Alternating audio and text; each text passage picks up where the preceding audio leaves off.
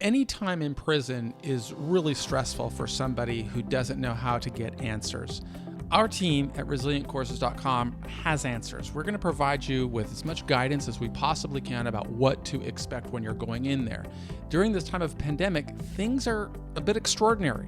And so I wanted to provide these short videos where I'm responding to questions that I get from people in prison. And so I will continue this series on the COVID-19 epidemic by looking at a question I got from a young woman who is in prison. And I do that really quite easily. I'm going to move this microphone out of the way for a second so that I can type in, how do I get that information?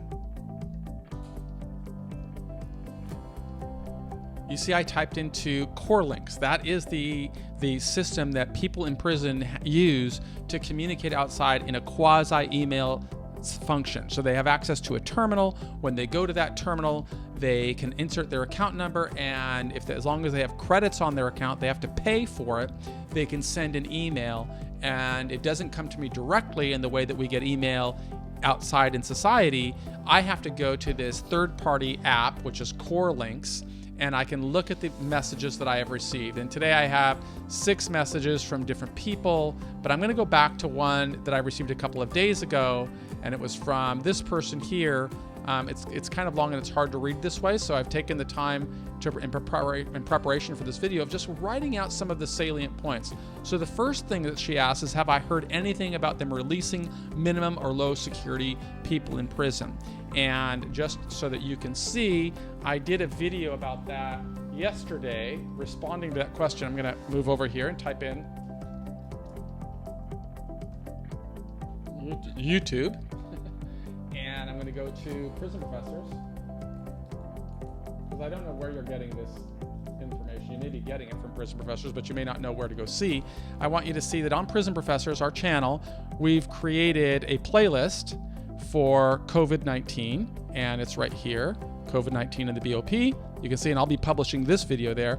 The first video is where I talk about it briefly. The second one is the one that I did yesterday, and it talks right here about what is happening with regard to people in minimum and low security camps, what's going on. So you might watch that video. It's only 2 minutes, but basically in that video, I gave this copy of this memorandum from the director of the Bureau of Prisons, who has directed the Bureau of Prisons to, by mandate, to release qualified people to home confinement, and people in minimum and low security prisons have a preference. So that is my response to her first question, and I encourage you to watch this video. I'll put a link in the show notes below. I'm not able to upload a PDF into the YouTube channel, but if you visit our website at Resilient Courses, you'll get that free book, Prepare, and you'll see how we are always publishing new content on there to help people understand what to do. But she asked a couple of other questions here, and I kind of want to go over them with you. And one of them is I want to give you a comment that she gives, and it may help you understand what's it really like in prison. She says, I haven't been teamed since December. So first of all, let's discuss, what is a team? A team is some type of a review of the individual by staff members. So in a periodic manner, the Bureau of Prisons is a bureaucracy, meaning it's governed by policies and procedures, and those policies and procedures will govern when people are supposed to be teamed or reviewed.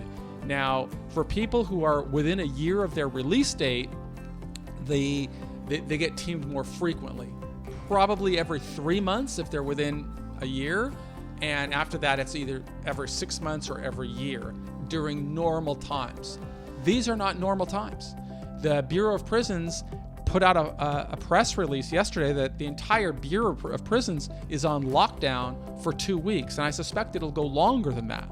That means people are confined to their cell. They'll only have limited abilities to leave their quarters to do things like shower or use the phone or use email and communicate. That's just a fact. That's the way the Bureau of Prisons is responding to this pandemic.